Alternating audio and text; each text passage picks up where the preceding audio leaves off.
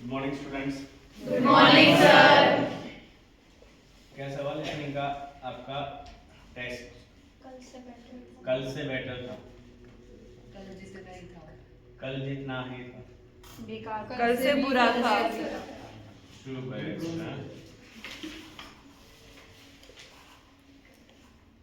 ठीक है, तो कुछ तो मैं आपको पेन की क्लासिफिकेशंस बताऊंगा, किस टाइप का पेन होता है।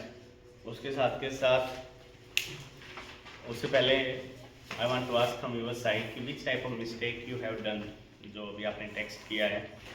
Spelling mistakes. मैसेज कर लें। मिस्टेक्स की स्पेलिंग सही है? Yes sir. स्पेलिंग का हमेशा ध्यान रखना है भाई, पता होगा? Yes sir. कैसे पता है? यस। गलतियां कितनी स्पेलिंग की? एक स्पेलिंग की गलती, दो ऐसी गलती। ठीक है, स्पेलिंग मिस्टेक का एक बार मैं जिक्र कर लेता हूँ ना, किसकी कितनी स्पेलिंग मिस्टेक्स है। हाँ बेटा, कितनी मिस्टेक है?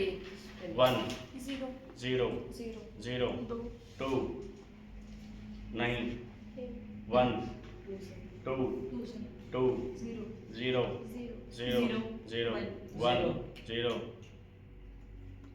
चेतन 4 0 0 1 2 0 0 1। मिस्टेक्स कितनी कितनी आई? 4 2 1। चार गलतियां, 4 नंबर गए डायरेक्ट आपके, just because of spelling mistakes. आपने कोई वर्ड नहीं लिखा होगा, एस नहीं लिखा, ई एस नहीं लिखा, आई नहीं लगाया, ई लगा दिया, या कहीं पे double B double T double S आना था वो नहीं लगाया। इसी टाइप की मिस्टेक हुई होंगी, just silly mistakes, small small, है ना। उसके बाद दूसरी मिस्टेक्स और क्या थी? ये तो थी, चलो नंबर 1 पे आ गया spelling, S P E double L I N G, spelling. दूसरी मिस्टेक क्या थी आपकी? एस और यस। एस और एस की किस किस की मिस्टेक्स थी? Raise your hands. 1 2 3 4 5 6 6 बच्चों की। बेटा कितने कितने क्वेश्चंस की? एक क्वेश्चन, 2 और बस इतना ही? सर 2 ही थे सीएस वाले। ठीक है, 4 नंबर यहां से चले गए आपके, 2 यहां से चले गए। आउट ऑफ कितने? 12। कितने कट गए? 6 कट गए। सिंगुलर प्लूरल की भी मिस्टेक है, हुई है, वो एस में ही आ गया। अब फिर मैंने बोला था कि आप रीड अलाउड करो, पढ़ के देखो, जो जो आपने आंसर लिखे हैं क्या वो मैच कर रहे हैं। हाँ बेटा, इधर क्या नाम था गुड़िया का? मैंने टेक्स्ट देखा था शायद, टेकिंग किसने लिखा था? आपने लिखा था ना लास्ट में? ठीक है, चलो ठीक है, जो भी लिखा था रहने दो। भी उसको पढ़ के देखो, जब आपको 2 मिनट्स का टाइम मिलता है लास्ट में टास्क खत्म होने के बाद, जल्दी जल्दी, और वहाँ पे पहले ही हाईलाइट कर लिया करो पेंसिल से कुछ, कि मैं, ताकि आप कभी उसी क्वेश्चन में दोबारा चले जाओ जहाँ से आपको लग रहा था कि गलती है, वरना आप भूल जाओगे। और कभी भी लिसनिंग करते वक्त उसी पे अगर बाई चांस कुछ गलत हो गया, स्पेलिंग मिस्टेक हो गया, उस पे मार्क करके या हाईलाइट करके उसको छोड़ दो वहीं पे। अगर आपने उसको क्या किया, उसी पे रुक गए और लिसनिंग आगे चलती रही, तो आपके बाकी सारे क्वेश्चंस गलत हो जाएंगे। जैसे 1 या 2 बच्चे के भी गलत हुए हैं, आपके सामने हैं, उनसे पूछ लेना, उनके साथ यही मिस्टेक हुई है। वो पहले वाले क्वेश्चन पे ही रुक गए कि पता नहीं क्या बोला है उसने ऑडियो में, और वो उसी में फोकस करते, दिमाग को दौड़ाते थे, आगे का सब कुछ निकल गया। उस आगे का निकलने की वजह से किसी आंसर का ही नहीं पता। अब दिमाग है, शॉर्ट टर्म मेमोरी रहती है, इतने इंटेलिजेंट कोई भी नहीं है, मैं भी नहीं हूँ कि 12 के 12 क्वेश्चन आप एक बार सुनोगे या 24 के 24 आंसर एक बार में लिख दोगे। तो जस्ट ऑलवेज फोकस, ऑडियो के साथ साथ चलते रहो, क्या चल रहा है क्या नहीं, प्रैक्टिस प्रैक्टिस प्रैक्टिस, अपने आप आ जाएंगे। जिस बच्चे के कम नंबर आए तो इसमें कोई घबराने की बात नहीं कि मेरे नंबर नहीं आए, आहिस्ता आहिस्ता अपने आप आ जाएंगे। हमारे भी स्टार्टिंग में ऐसे आ जाते, कभी 1 आ गए, कभी 2 आ गए, कभी 3 आ गए, कई बार तो ऐसा भी हुआ 0 भी रह गए। तो उसमें अपने आप को डिमोटिवेट नहीं करना कि पता नहीं क्या होगा क्या नहीं होगा, तो जस्ट कंटिन्यू। उसके बाद था 6 नंबर्स कट गए आपके स्पेलिंग मिस्टेक से, और एस और एस। अब कुछ बच्चों ने ऑडियो में आंसर ही नहीं सुना होगा, है ना? Not listen. कितने स्टूडेंट्स थे ऐसे? Raise your hands. ऑलमोस्ट 24 के 24 हमारा सारे सुने थे। सभी सुने थे, लिख नहीं पाए, कंफ्यूज हो गए, क्या बोला? सर मिस हो गया, मतलब एक दो मिस word वर्ड miss हो गया, एक या दो वर्ड मिस हो गया, उसके बाद नेक्स्ट ऑडियो आ गई, आपको पता ही नहीं चला क्या था, फिर ऐसे ही हुआ होगा, Yes, माइंड sir. से आउट हो गया कि अब पता नहीं क्या बोला था। फिर कुछ था आपने शॉर्ट फॉर्म यूज की, विटामिन के लिए VIT लिख दिया। ये इंग्लिश टेस्ट है आपका, सब्जेक्टिव टेस्ट नहीं है। ये सोचो कि हाँ डॉक्टर हैं तो कि डॉक्टर की नॉलेज यहाँ पे बतानी है, नर्स है तो कि नर्स की नॉलेज बतानी है, या फिजियोथेरेपिस्ट हो तो कि मेरे को फिजियोथेरेपिस्ट की नॉलेज बतानी नहीं। आपको सिनेरियो दिया गया है, मेडिकल रिलेटेड जर्नल्स दिए गए हैं, ऑडियो स्क्रिप्ट्स दी गई हैं, वो सिर्फ इसलिए दी गई हैं कि आपके लिए वो फैमिलियर वर्ड्स हैं, कुछ आपका इंग्लिश से टच दूर हो चुका है। अगर आप ये सोचोगे ना कि नहीं मेरे को तो यहाँ पे अपनी मेडिकल नॉलेज निकालनी है, मेरे को एम्स का पेपर निकालना है, HSC का निकालना है, किसी भी स्टेट का निकालना है, वो नॉलेज यहाँ नहीं शो करनी है। जस्ट आपको नॉलेज शो करनी है अपनी इंग्लिश की, जो आपको सुना एज इट इज़ वैसा ही लिख दो। और स्पेशल ध्यान रखो, लास्ट में आपको पता नहीं चलता है कुछ टर्म्स का, वो उसमें S और ES लगता है।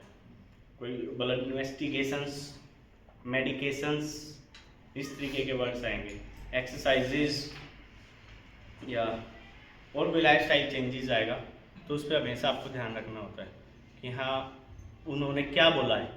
अब जैसे जैसे आप टास्क करते जाओगे आपको पता चलता रहेगा कि हाँ इस टाइप के आंसर्स बनते हैं। जैसे भी आपको 2 से 3 दिन हो गए कंटिन्यू करते हुए, तो आपको पता है कि हाँ इस टाइप से पूछेंगे। कल मैंने बताया था, कल की वीडियो देखी भी होगी, उससे मैंने बताया कि आपको मेन वर्ड्स की इन पे फोकस करना होता है। सेम आज भी मैंने बताया था किस तरीके के वर्ड्स आ सकते हैं। फिर उसके बाद आता है पेन टाइप्स। जब भी पेशेंट को, जो विक्टिम है जो आया है आपका कहाँ पे, हॉस्पिटल में, या आपको GP को दिखाने, किसी को भी दिखाने, तो किस किस टाइप के पेन वहाँ पे होते हैं मोस्ट कॉमनली। जब मैं लिसनिंग करता था मेरे सामने कुछ कॉमन वर्ड्स थे जो फ्रीक्वेंटली आते थे। अगर इनकी स्पेलिंग मिस्टेक हो जाती है आपके मार्क्स कटेंगे। अगर एक वर्ड की स्पेलिंग मिस्टेक है ना तो मार्क कटेंगे। बहुत सारे इंस्टीट्यूट्स में बोलते हैं, या OET की प्रॉपर वेबसाइट पर दिया हुआ है कि आपकी प्रोनाउंसिएशन सही होनी चाहिए कुछ वर्ड्स की, जो आपके लिए न्यू वर्ड्स हैं। स्पेलिंग मिस्टेक चल जाएगी, पर मैं बोलता हूँ स्पेलिंग मिस्टेक अपने को करनी ही नहीं है बिल्कुल भी। ना ही अपने माइंड में ये रखना कि आपको प्रोनाउंसिएशन आपकी ठीक है तो आपको ग्रेस मार्क मिलेगा, नहीं मिलेगा। स्पेलिंग अपनी स्टार्टिंग से ही, फर्स्ट डे से ही सही करो। और जो जो स्पेलिंग आज मिस्टेक हुई है, कल मिस्टेक हुई है, मैं कल कॉपी भी चेक करूँगा। रजिस्टर में अपना बैक साइड पे कॉलम बनाओ, उसके ऊपर लिखो स्पेलिंग मिस्टेक, और उन स्पेलिंग्स को नोट डाउन करते चलो। उनको डेली रिवीजन करो, डेली राइट करके देखो, लिखोगे, फिर लिखोगे तो स्पेलिंग अपने आप ठीक हो जाएगी, आपका फ्लो बन जाएगा। अगर माइंड ये भी गएगा ना कि स्पेलिंग गलत है, लेकिन आपके हैंड को पता होगा जब आप रनिंग राइटिंग में लिखते हो कि हाँ नहीं स्पेलिंग सही है।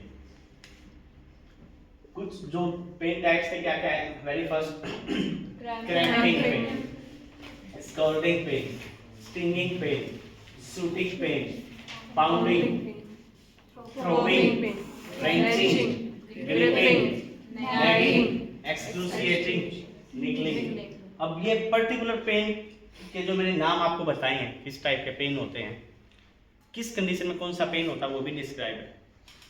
अब कौन सी कंडीशन में कौन सा पेन होगा वो मैं आज नहीं बता रहा हूँ, वो आपके लिए घर से टास्क है सभी के बारे में लिख के लेके आना कि आपको सीवियर हेडेक होता है तो किस टाइप का पेन होगा। अगर आपको मैं बोल दूं कि आपको नाइफ लग गया, चाकू लग गया, उस कंडीशन में आपके पास किस टाइप का पेन होगा। या आपकी क्रश इंजरी हो गई है, मान लो आपकी उंगली दरवाजे में आ गई है, या ऊपर से कुछ स्टोन वगैरह आपके पैर पे गिर गया है, क्रशिंग टाइप में, उस टाइप में किस तरीके का पेन होगा। कुछ डिजीज़ पे डिपेंड करता है कि उसमें पर्टिकुलर टाइप का ही पेन होता है, या फिर कुछ डिपेंड करता है फैक्टर्स पे, विच टाइप ऑफ फैक्टर उसमें आएगा। तो ये आपका टास्क रहेगा घर से करके लेके आने को। तो मैं चेक करूँगा सभी के रजिस्टर्स कि कौन सा पेन किस टाइप में होता है। सर ऐसा भी होता है कोई पेन पर्टिकुलर ऑर्गन के लिए, थ्रोविंग हेडेक तो बॉडी के किसी और पार्ट में नहीं? नहीं, हर जगह हो सकता है, ऐसा कोई पेन नहीं है, और पेशेंट पे डिपेंड है। पेशेंट वेल एजुकेटेड थोड़ी ना, उसने वेल एजुकेटेड तो है बट इस टर्म में नहीं है कि वो स्पेशल पेन के ऊपर ही रिसर्च करके आया हो। जिसको प्रॉपर पेन पे रिसर्च कर रखी है, उसने लाइफ टाइम पेन के बारे में पढ़ा है, वो तो आते ही बता देगा कि मेरे को इस पर्टिकुलर पॉइंट पे इस टाइप का पेन हो रहा है। अब पर्सन को कैसा ही पेन हो सकता है, और ये भी नहीं कि पेन डेली होता हो, नॉर्मल पर्सन को कभी नहीं होता, स्टोन पेन एक्सीडेंटली होता है इस तरीके से। या किसी को एक्सीडेंट हो जाता है तब क्रशिंग इंजरीज होती है, उस टाइम पे होता है एक्सक्रूसिएटिंग पेन। सर जैसे क्रैम्पिंग तो फिर मसल्स का ही होगा। क्रैम्पिंग आपका मोस्टली मसल्स का हो गया या एब्डोमिनल क्रैम्प्स, राइट, इस तरीके से। और डाउट? और जो आपकी मिस्टेक्स हुई हैं SES, हैज़, हैड, उसके लिए मैं नेक्स्ट वीक में proper poetry structure grammar class 1 से 2 घंटे की जब भी होगी वो बिग क्लास करूँगा, और जो मैंने खुद से सीखा है वो मैं सारा का सारा उस क्लास में डिलीवर करूँगा, ग्रामर का टोटली, कि क्या क्या बच्चों को प्रॉब्लम फेस करने को मिलती है। क्योंकि ग्रामर हम पढ़ते नहीं है 12th के बाद, नर्सिंग में ऐसे ही होता है, नर्सिंग में बोल देते हैं नर्सिंग स्कूल में कि स्पेलिंग मिस्टेक नहीं होगी, लिखो, ग्रामर मिस्टेक नहीं होगी, लिखो। आप सिंपल लैंग्वेज कुछ भी लिखते रहते हो, कोई फ़र्क नहीं पड़ता। लेकिन मेरा सभी से वेरी फर्स्ट ईयर से ही जो बच्चे नर्सिंग में या मेडिकल लाइन में किसी भी लाइन में, सिर्फ एक ही सजेशन है कि वेरी फर्स्ट डे से ही अपनी स्पेलिंग्स पे, अपनी ग्रामर पे फोकस रखो। क्योंकि अगर आप स्टार्टिंग से ठीक करके चलोगे तो आगे आप कोई भी टेस्ट दे रहे हो, कॉम्पिटिटिव दे रहे हो, कहीं का भी दे रहे हो, कभी भी आपको प्रॉब्लम नहीं आएगी। अगर आपने नहीं किया तो प्रॉब्लम आपको 100% आएगी, फिर आपको स्ट्रगल करना पड़ेगा। तो इस बेटर कि अभी आप प्रिपरेशन फेज में आप तैयारी कर रहे हो तो साथ के साथ उस चीज़ को ठीक करते चलो, साथ के साथ करेक्ट रहोगे। मान लो डेली की 4 स्पेलिंग आप सही कर रहे हो, महीने में 120 स्पेलिंग्स हो गई, ऐसे ही तो है। और वर्ड्स ऐसे भी नहीं है, रॉकेट साइंस नहीं कि करोड़ों वर्ड्स आपको याद करने हैं, घूम फिर के वर्ब्स ही हैं, जो क्रिया जो आप काम करते हो, वर्ब्स, एडवर्ब्स, एडजेक्टिव्स, इन्हीं की तो स्पेलिंग्स याद करनी है, नाउन्स, गिनती कैसी ही मुश्किल से 500-600 वर्ड्स बनेंगे, इन्हीं पे सारा खेल है। 500-600 वर्ड्स कोई ज़्यादा नहीं है। छोटे बच्चों को भी रट्टा मरवाते हैं ना, याद करो। जब अपने को बोलते थे डिग्री और वर्ब याद करो स्कूल टाइम पे, 100 वर्ब याद करो, 100 डिग्री याद करो, 25 तक पहाड़े याद करो, तो सारी चीज़ें। तो स्पेलिंग्स कोई बड़ी मिस्टेक नहीं है। दूसरा था आपकी वोकैबलरी के लिए क्या करना है?